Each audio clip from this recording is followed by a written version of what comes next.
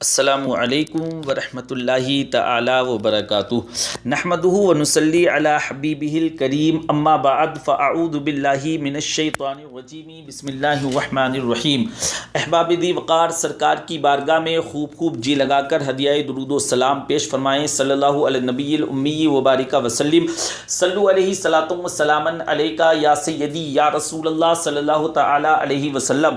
حضرات، بات چل رہی تھی رزق حلال کے تعلق سے، آئیے آج بھی اسی ٹاپک پر گفتگو کرتے ہیں اور رب تبارک و تعالیٰ کی بارگاہ میں دعا کرتے ہیں کہ رب قدیر مجھے حق کہنے اور آپ کو حق سننے کی توفیق عطا فرمائے۔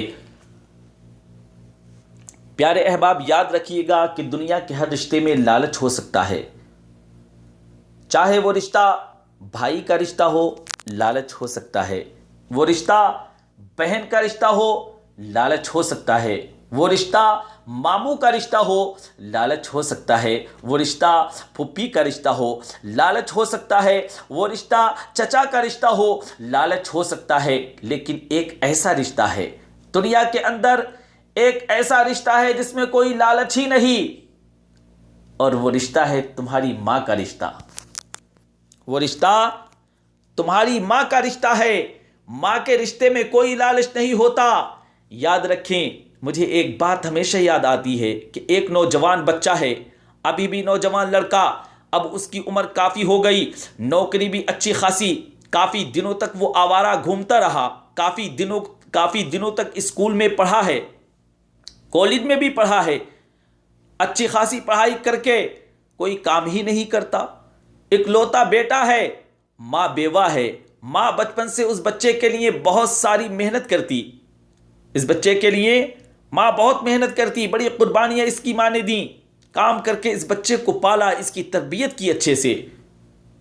جب یہ بچہ جوان ہوا تو بدماشوں کی صحبت لگ گئی، بد کردار لڑکوں کی صحبت میں حضرات چلا گیا، اوباشوں کی اس کو صحبت لگ گئی، حضرات بگڑے ہوئے لڑکوں کی یہ صحبت میں، آوارہ لڑکوں کی صحبت میں چلا گیا۔ وہ ہوتے ہیں نا لڑکے، کانوں میں بندے ڈالے ہوئے، لمبے بال کیے ہوئے اور پھٹی ہوئی پینٹیں پہنے ہوئے، ایسے آوارہ لڑکے جو دن بھر گھومتے رہتے ہیں ادھر ادھر، کوئی کام نہیں کرتے، ایسے لڑکوں کی صحبت میں چلا گیا۔ حضرات، اس کی ماں بڑی پریشان رہنے لگی، اس کی ٹینشن میں ماں بیمار پڑ گئی، اس کی ماں کو کئی بار اٹیک بھی آیا۔ حضرات، یہ ایک مرتبہ اس کی ماں ایک حضرت صاحب ہیں، ان کے پاس گئیں، جانے کے بعد کہا کہ حضرت، میں پہلے دوسرے لوگوں کے گھروں میں کام کرتی تھی، اب میرے اندر وہ طاقت نہیں رہی، پہلے ادھر جا کر محنت کرتی تھی، لیکن اب میرے ہاتھ پیر جواب دے چکے ہیں، اب میں کیا کروں؟ میری ایک ہی خواہش ہے، میری ایک ہی تمنا ہے، میری ایک ہی آرزو ہے، اور وہ ہے میرا بچہ میرے سامنے کام پر لگ جائے۔ یہ میری آرزو ہے، یہ میری تمنا ہے۔ یہ اگرچہ مجھے کچھ کھلا نہ سکا، آج تک اس کی عمر ابھی 22 سال کی ہے، اس نے میرے ساتھ کچھ نہیں کیا ہے، اس نے کچھ مجھے نہیں کھلایا ہے، لیکن آپ دعا فرما دیں۔ حضرات، کہا حضرت صاحب سے کہ آپ دعا فرما دیں۔ کہتے ہیں، حضرت صاحب کہتے ہیں کہ اس کا رونا مجھ سے دیکھا نہ گیا۔ بیوہ عورت ایک بچے سے کیا تمنا رکھتی ہے، کیا توقع رکھتی ہے؟ خیر، وہ عورت چلی گئیں۔ کہتے ہیں، مجھے جس طرح بتانا تھا میں نے نصیحت کی، 2-4 ملاقاتوں کے بعد اس بچے کے دل میں کسی بات نے اثر کیا، اس نے کہا اب میں اپنی امی جان کو تکلیف نہیں دوں گا، اب میں اپنی امی جان کو پریشان نہیں کروں گا، اب میں اپنی امی جان کو دکھ نہیں دوں گا۔ حضرات، کیونکہ ماں ابھی ہاسپٹل سے آئی تھی، کہا کہ اب میں ان کو پریشان نہیں کروں گا۔ حضرات، اس نے ماں کو پریشان کرنا چھوڑ دیا۔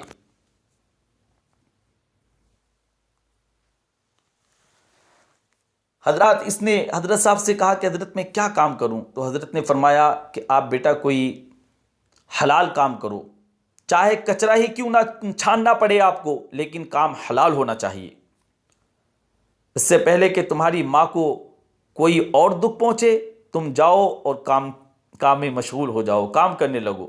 حضرات، وہ نوجوان ہے، آج بھی ہے، روتا ہے، وہ محنت کرنے کے لیے نکل پڑا، بڑی محنت سے کام کیا، برائیاں چھوڑ دیں، آوارہ گردگی چھوڑ دی، اور جب مہینہ پورا ہوا، جب تنخواہ کا ٹائم آیا، اسے حضرات جب تنخواہ ملی بڑی خوشی ہوئی، بڑی خوشی لفافہ لے کر کے آیا۔ سب سے پہلے کہا کہ اس نے اپنی ماں کو عطا کرے گا، اپنی ماں کو دے گا، سب سے پہلے ماں کو کھلائے گا۔ بڑی خوشی سے جب اپنے گھر لوٹا، حضرات گھر پر بھیڑ جمع تھی، اس نے پوچھا کیا ہو گیا؟ تو لوگوں نے کہا کہ تیری ماں کا انتقال ہو گیا۔ لوگ جنازہ تیار کر رہے تھے، اسے خبر تک نہیں تھی، وہ لفافہ لا کر اس ماں کے قدموں کے پاس پھینک دیا تو اس کی ماں حقیقت میں ٹھنڈی پڑ چکی تھی، اس کا انتقال ہو چکا تھا۔ انا للہ و انا الیہ راجعون۔ لوگوں نے کہا بیٹا ہمارا آپ سے کوئی رابطہ نہیں ہو سکا، آپ کا پتہ نہیں تھا کہ آپ کہاں ہیں، اس لیے آپ کو خبر نہیں پہنچ سکی۔ حضرات اب یہ لڑکا زار و قطار روتا ہے، زار و قطار روتا ہے، ایک ماں ہی تھی، اس کا بھی انتقال ہو گیا۔ ہائے محرومی کہ جب اللہ نے مجھے جوانی دی تھی تو ایک لقمہ بھی میں اپنی ماں کو نہ کھلا سکا، اور جس وقت میں کھلانے کے لائق ہوا، جب مجھے تنخواہ ملی تو میری ماں اس دار فانی سے کوچ کر گئی۔ میری ماں کہتا ہے کہ اس دار فانی سے، اس دنیا سے جا چکی تھی۔ حضرات اور آج وہ بار بار کہتا ہے کہ ماں اور باپ اس دنیا میں اپنی اولاد سے صرف اتنا چاہتے ہیں، ماں باپ اپنی اولاد سے صرف اتنا چاہتے ہیں کہ وہ اپنے قدموں پہ کھڑے ہو جائیں، کہ وہ اپنے پیروں پر کھڑے ہو جائیں۔ اس کے علاوہ ماں باپ تم سے کچھ نہیں چاہتے، کوئی تمنا نہیں ماں باپ کو، کیا توقع ہے؟ اسی لیے تو تمہارے لیے خون پسینہ ایک کر دیتے ہیں۔ تم گھر سے نکلتے ہو، تم گھر سے باہر جاتے ہو تو تمہاری ماں اپنے آنچل کو پھیلائے ہوئے تمہارے لیے رب تبارک و تعالیٰ کی بارگاہ میں دعا کرتی ہے، دعائیں دینا شروع کرتی ہے۔ اے رب ذوالجلال میرا لاڈلا باہر جا رہا ہے، اے رب قدیر میرا پیارا بیٹا باہر جا رہا ہے، اے مالک و مولا میرے لاڈلے کو سلامت گھر واپس پہنچا دینا، میرے لاڈلے کو سلامتی کے ساتھ گھر واپس بھیج دینا۔ حضرات تمہارے لیے دعا کرتی رہتی ہے، اور تم تھک ہار کر کے جب گھر پر آتے ہو تمہارے لیے گرم گرم کھانا پیش کرتی ہے۔ حضرات یہی حضرت صاحب کہتے ہیں کہ کچھ عورتیں میرے پاس آئیں، ان میں ایک 78 سال کی بوڑھی عورت بھی تھی۔ کہتے ہیں ایک 78 سال کی خاتون تھی جن کے ہاتھ پیر کانپ رہے تھے، ہاتھ اور پیروں میں لرزہ تھا، بڑی عمر کی عورت ہیں۔ ملاقات کے بعد ان سے میں نے کہا، انہوں نے بڑا درد بھرا واقعہ بیان کیا، اور میں نے ان سے پوچھا کہ اماں آپ کی عمر کتنی ہے؟ تو کہنے لگیں بیٹا میری عمر 78 سال ہے۔ کہتے ہیں مجھے اس بات پر فخر ہوا، 78 سال کی عمر میں لرزہ ہے، ہاتھوں اور پیروں میں لرزہ ہے، لیکن بھیک پھر بھی نہیں مانگ رہی ہیں، یہ کہنے آئی ہیں کہ میری دکان کے لیے دعا کر دیں، اب بھی وہ محتاج نہیں ہیں۔ یہ ہمت دیکھ کر کے مجھے رشک ہوا، ان طاقتور نوجوانوں پر لعنت ہے، ان طاقت رکھنے والے نوجوانوں پر تف ہے۔ حضرات ان پر ایک بوڑھی عورت ہیں جو 78 سال کی ہیں، جن کے ہاتھ بھی کپ کپا رہے ہیں، پیر بھی کپ کپا رہے ہیں، ایسی عمر میں بھی بھیک نہیں مانگ رہی ہیں، جس کے ہاتھوں میں حضرات ہاتھ اور پیر کام نہیں کر رہے ہیں، ایسی عمر میں بھی بھیک نہیں مانگ رہی ہے۔ اے نوجوانوں ان بوڑھی عورت کو دیکھ کر کے سبق حاصل کرو۔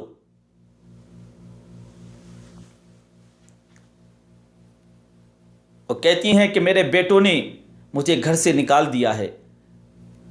کہتی ہیں حضرت صاحب میرے بیٹوں نے مجھے گھر سے نکال دیا ہے، مجھے پیسے نہیں چاہیے، کہا میری دکان نہیں چل رہی ہے تو حضرت صاحب سے پیسے نہیں مانگ رہی ہیں۔ کہتی ہیں حضرت صاحب ایسا کیجئے کہ میری دکان نہیں چل رہی ہے، کچھ دعا فرما دیجئے کہ اس میں برکت ہو جائے، کوئی تعویذ دے دیں یا دعا فرما دیں کہ اللہ تبارک و تعالی برکت فرما دے۔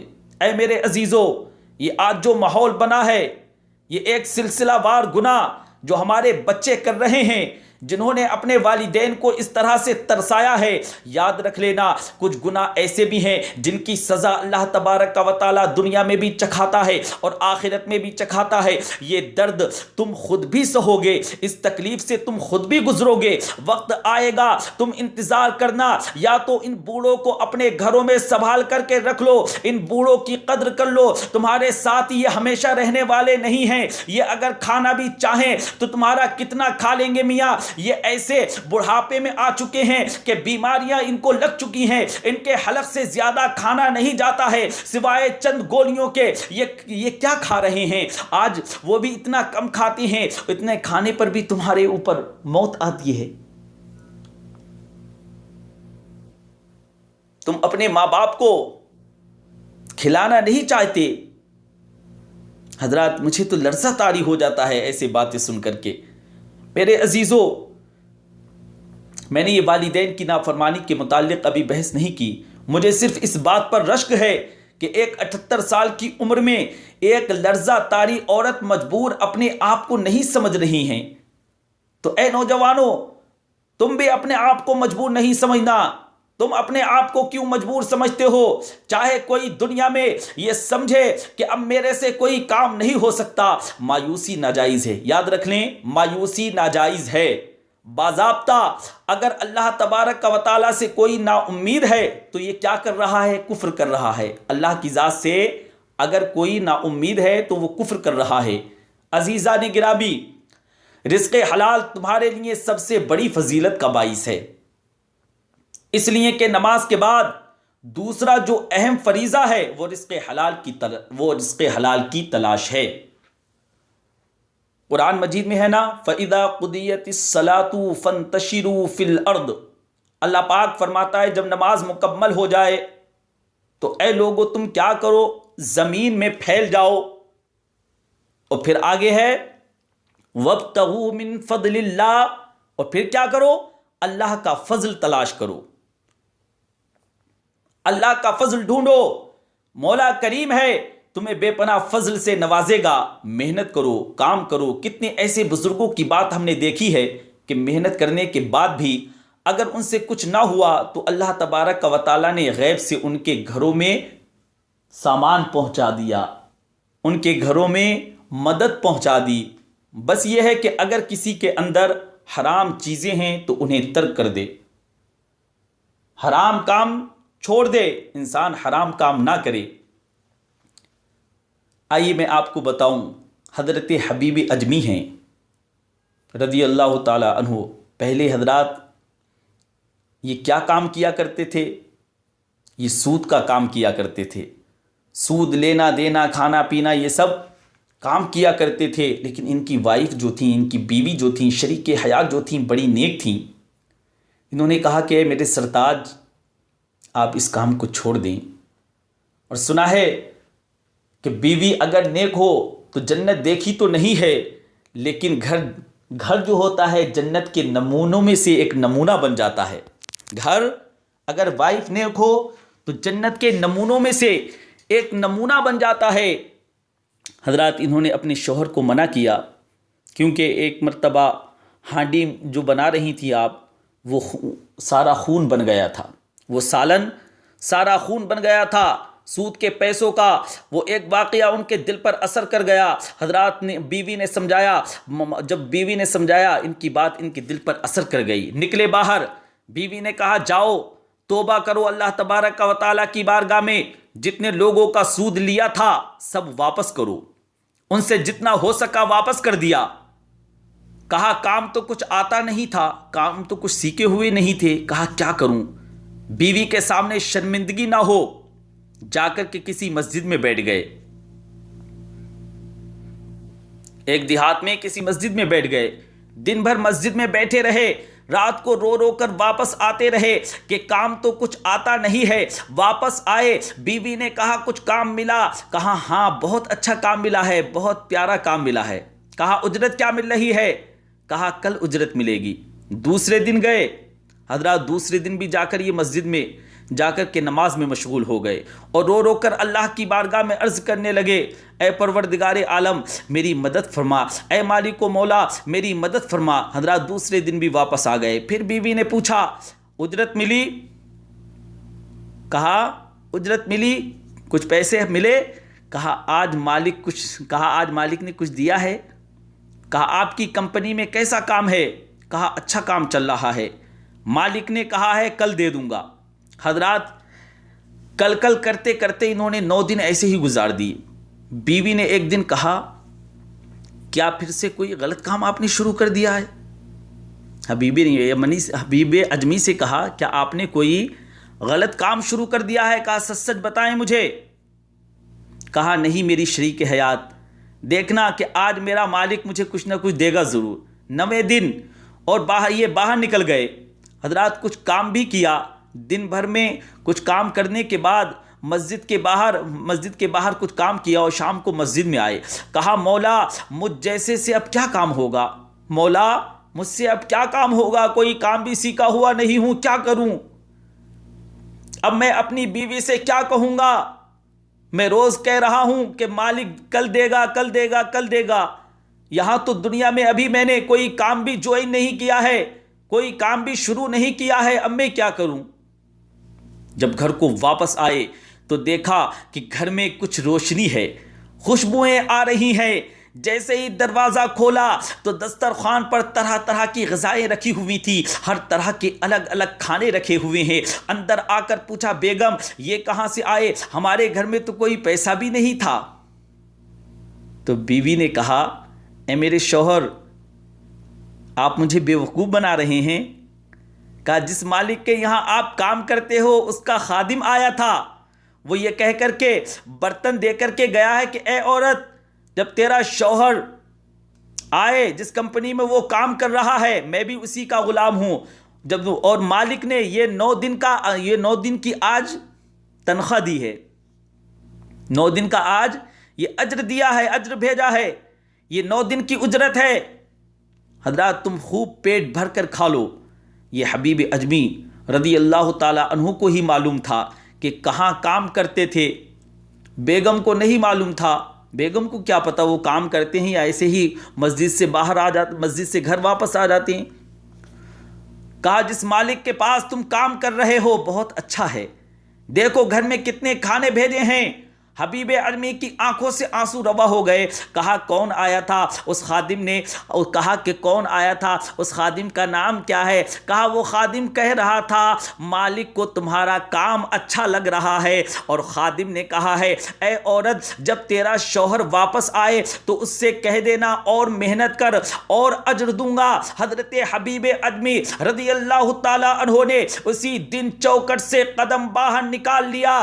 زندگی بھر سود کھاتے رہے تو چین و سکون کہتے ہیں مجھے نہیں ملتا، میں زندگی بھر سود کھاتا رہا لیکن مجھے چین و سکون میسر نہ ہوا، لیکن 9 دن کے فاقے کے بعد پروردگار عالم نے میرے گھر میں جو روشنی دی ہے، میرے گھر کے اندر جو رحمت عطا فرمائی ہے، پروردگار عالم نے جو میرے گھر کے اندر سکون عطا فرمایا ہے، ایسا سکون میں نے کبھی پوری لائف میں نہیں دیکھا۔ کہتے ہیں مجھے ایسا سکون پوری لائف میں کبھی نہیں ملا۔ اس کے بعد وہاں سے جو نکلے اللہ اکبر، حضرات ولایت کا وہ مقام طے کیا آپ نے، حبیب اجمی نے ولایت کا وہ مقام طے کیا کہ سیدنا غوث اعظم رضی اللہ تعالی عنہ بھی ان کا نام ادب سے لیا کرتے تھے۔ سبحان اللہ، میرے غوث اعظم بھی ان کا نام ادب سے لیا کرتے تھے۔ میرے عزیزو کام اللہ کو پسند ہے، ہر نیک کام اللہ کو پسند ہے، یہ نہیں کہ دھوکہ دے کر کے اس کو ٹوپی پہنائی، اس کو ٹوپی پہنائی، اس کے ساتھ جھوٹ بولا، اس کے ساتھ خیانت داری کی، اس کے ساتھ غداری کی، یہ سب مذہب اسلام میں نہیں ہے۔ مذہب اسلام اس کی اجازت نہیں دیتا ہے۔ اللہ تبارک و تعالی مجھے اور آپ کو رزق حلال کمانے کی توفیق رفیق مرحمت فرمائے، آمین بجاہ النبی الامین صلی اللہ تعالی علیہ وسلم۔